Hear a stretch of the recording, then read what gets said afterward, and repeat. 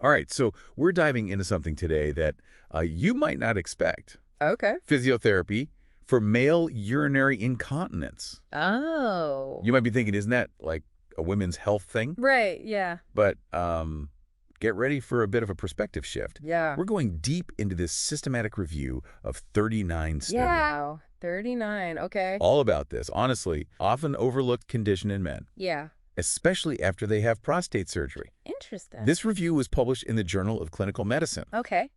and it is packed with insights. Cool. We are going to uncover just how common male UI is, Okay. the reasons why it happened, and what physiotherapy techniques can actually make a difference. Okay, so it's more common than people think. Yeah. The review actually highlights that up to 42% of men experience UI. Wow. And that number jumps to 69% after a prostatectomy. 69%, that's a huge number. It is. What makes this issue so common after prostate procedures? Well, I think it all comes down to the anatomy, in that area. Yeah. Prostate surgery, whether it's for cancer or an enlarged prostate, Right. can really disrupt the nerves and muscles that control urination. Right. So this can lead to a weakened sphincter muscle. One that keeps the urethra closed. Exactly, yeah. And even changes to the urethra itself. All of these factors can contribute to UI. You would think, though, that with UI being so common, Yeah. especially after prostate surgery, Right. the go-to solution would just be something simple like wearing pads. You'd think so, right? Yeah. But this review actually emphasizes that physiotherapy should be the first-line treatment for male UI. Oh, really? I'm Yeah. surprised to hear Yeah. even the European Association of Urology Mm-hmm. and the American Neurological Association recommend this. I do, yep. So instead of just managing the symptoms with something like a pad, Mm-hmm. physiotherapy aims to actually strengthen the muscles Right. to address the root of the problem. Exactly. And the key player here is pelvic floor muscle training.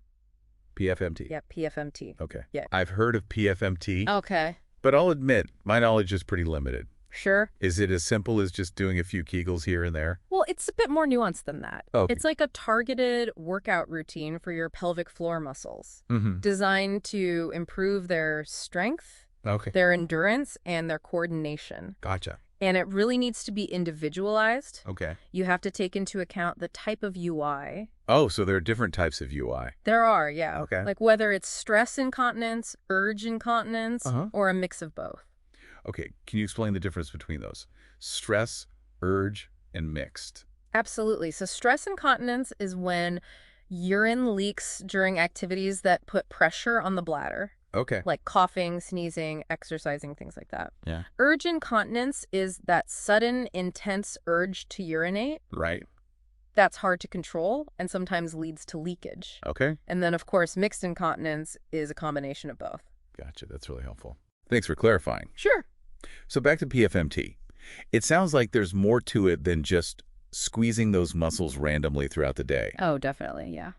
What does a good PFMT program actually involve? So a good PFMT program will involve specific instructions on how many repetitions to do, Okay. how long to hold each contraction, and even what position to be in while you're doing them. I see. Yeah, and a pelvic floor physiotherapist can help tailor these exercises to your specific needs. So pelvic floor physiotherapist really plays a crucial role in this process. Absolutely, yeah. They can help you learn the correct technique, Okay. fine-tune the exercises, and guide you through the entire, recovery journey. This whole idea of strengthening your pelvic floor Yeah, for surgery is fascinating to me. right. Is that something the review touched on? It did, yes. What did it say?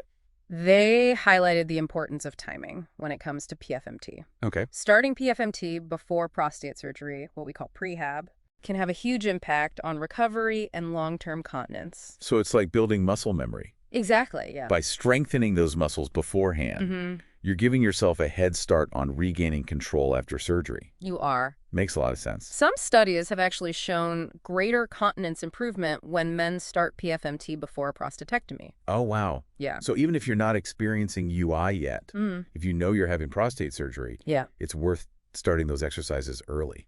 absolutely. It's always better to be proactive when it comes to your health. That's great advice. Yeah. This is all it's so insightful. I'm already like rethinking my assumptions about UI. Okay. And it's treatment. Yeah. It's empowering to know there are things you can do Mm-hmm. to potentially prevent or at least mitigate UI. Right. I am curious, though, beyond PFMT, did the review mention any other techniques that can be helpful? Yeah, they mentioned biofeedback and electrical stimulation Okay. as tools that can be used alongside PFMT. What exactly is biofeedback? So imagine being able to see and hear your pelvic floor muscles working. Oh. That's essentially what biofeedback does. Oh, wow. It uses sensors to provide real-time visual and auditory feedback, which helps you learn to correctly activate and control those muscles. That's amazing. Yeah, it's like having a personal trainer for your pelvic floor. What about electrical stimulation? So electrical stimulation uses a mild electrical current to trigger contractions in your pelvic floor muscles. Interesting. It's particularly helpful for men who have difficulty voluntarily activating those muscles, giving them a little extra boost. It sounds like these techniques can be used together for a more comprehensive approach to treatment. Exactly. The review found that combining PFMT with biofeedback and/or electrical stimulation can enhance the effectiveness of the therapy, especially after prostatectomy. Makes sense. Yeah. So it sounds like there's a lot to consider when it comes to physiotherapy for male UI. There is, and it's important to remember that every individual is different. So what works for one person may not work for another. Yeah. This is where a qualified healthcare professional comes in to assess your specific needs and develop a personalized treatment plan. I mean, this has been so enlightening for me. I'm already rethinking my assumptions about UI and its treatment. Yeah. But before we move on to other things, I'm curious about other therapies that are sometimes mentioned in relation to UI. Sure. Things like Pilates or acupuncture. Right. Did the review address those at all? They did mention a few other therapies that have shown, some positive results. Okay. But the evidence supporting them is still limited compared to PFMT. Gotcha. More research is needed to fully understand their role in treating male UI. Okay, so PFMT remains kind of the gold standard. Yeah, I'd say so. But it's good to know there are other avenues to explore. It's encouraging to know that there are options besides just accepting UI as your new normal. Absolutely, and that's really the key takeaway here, UI doesn't have to be something men suffer in silence. Right. There are effective treatments available. Yeah. And physiotherapy is really a powerful tool in the fight against this condition. I couldn't agree more. This has been such an eye-opening conversation already. Okay, good. Now, before we get into the impact UI can have on a man's quality of life, let's take a moment for our listeners to absorb all this great information. Sure. We'll be right back to continue our deep dive into this important topic. Sounds good. Before we took that break, you brought up Pilates and acupuncture. Right. We were curious about whether those therapies might also be helpful for men with UI. Yeah, and as I mentioned, while the research on those specific therapies is still, kind of emerging, it's great that people are thinking outside the box when it comes to managing this condition. I agree. I think it speaks to a growing awareness and a desire to explore all possible avenues for treatment. For those listening who are ready to take that first step, what would you recommend? I think the most crucial step is to have an open and honest conversation with your healthcare provider. Okay. They can assess your individual situation, determine the underlying cause of your UI, and recommend the most appropriate treatment approach. Okay. They may even be able to refer you to a specialist, like a pelvic floor physiotherapist. Makes sense. Yeah. And speaking of being proactive, this deep dive has focused on physiotherapy as a treatment. Right. But I'm wondering, is there anything men can do to reduce their risk of developing UI in the first place? That's a great question. And while some risk factors like age and prostate surgery are, unavoidable, there are lifestyle modifications that can potentially contribute to, better pelvic floor health. Like what kind of lifestyle modifications are we talking about? Things like maintaining a healthy weight, avoiding smoking, and managing conditions like diabetes and constipation.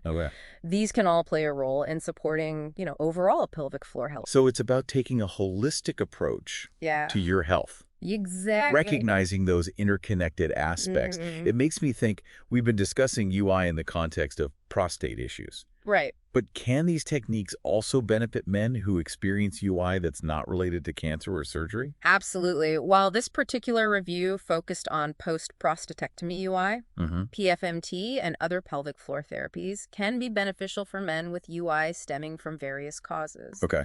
The principles are the same, but the specific exercises and treatment plan might need to be adjusted based on the individual's needs.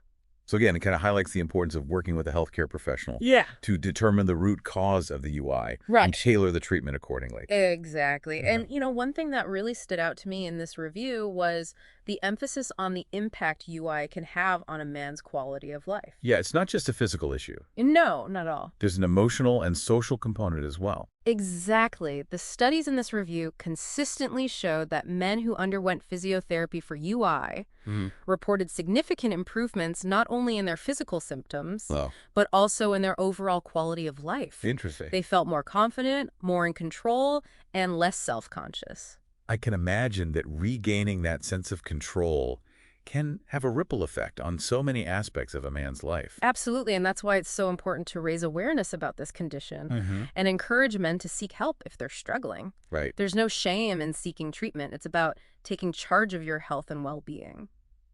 I think a lot of men might hesitate to even talk about UI, I agree. even with their doctor. It can feel like a really sensitive topic. It's understandable there can be a stigma associated with it, but the reality is it's a common problem and there are effective solutions available. The sooner you seek help, the sooner you can start regaining control and improving your quality of life. That's a really important message. I think we've covered a lot of ground in this deep dive. Yeah. But it's clear that there's still so much more to learn about male UI and its treatment. Yeah. What resources would you recommend for those who want to delve deeper? Well, there are some great organizations out there like the National Association for Continence.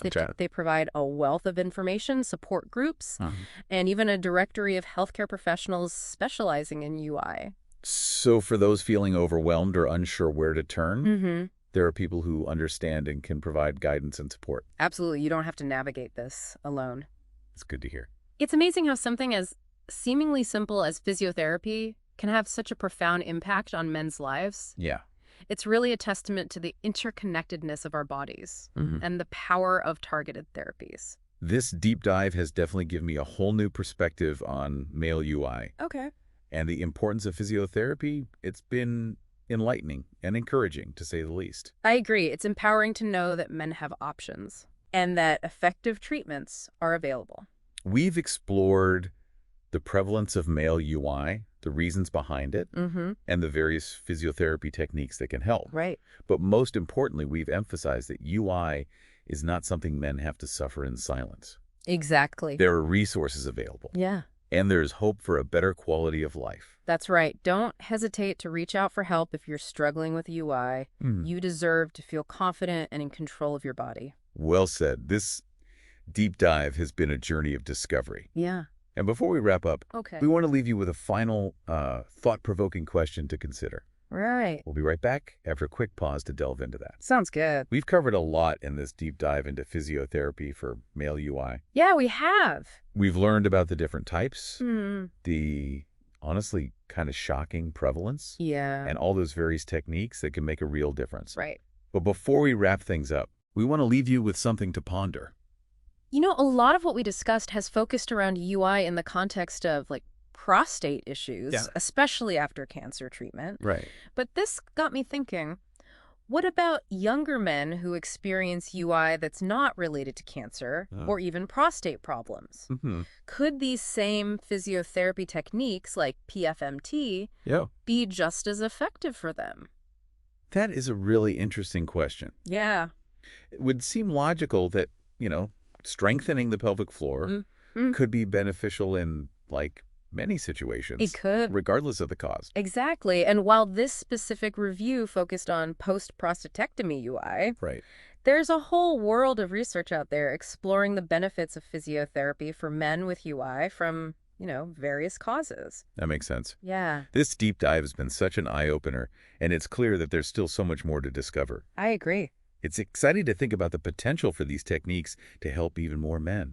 And to our listeners who are dealing with UI, we want to say this: you are not alone. Yeah, you're not alone. It's more common than you think, and there's absolutely no shame in seeking help. Absolutely not. There are incredible resources available, like, the National Association for Continence, that can provide support, guidance, and connect you to healthcare professionals who specialize in UI. Exactly. So don't suffer in silence. Right. Reach out. Ask questions. Explore all the actions available to you. I agree. Physiotherapy can be such a powerful tool, not just for, addressing the physical symptoms, Right. but for reclaiming your confidence and improving your overall quality of life. It can. Remember, knowledge is power. Yeah. The more we all understand about male UI, Right. the better equipped we are to address it. Absolutely. And the more empowered men will feel to seek the help they deserve. Well said. That's a wrap on our deep dive into physiotherapy for male urinary incontinence. We hope you found this exploration as fascinating and informative as we did. I hope so. Remember, there's hope, there's help, and you don't have to go through this alone. Absolutely. Thanks for joining us. See you next time.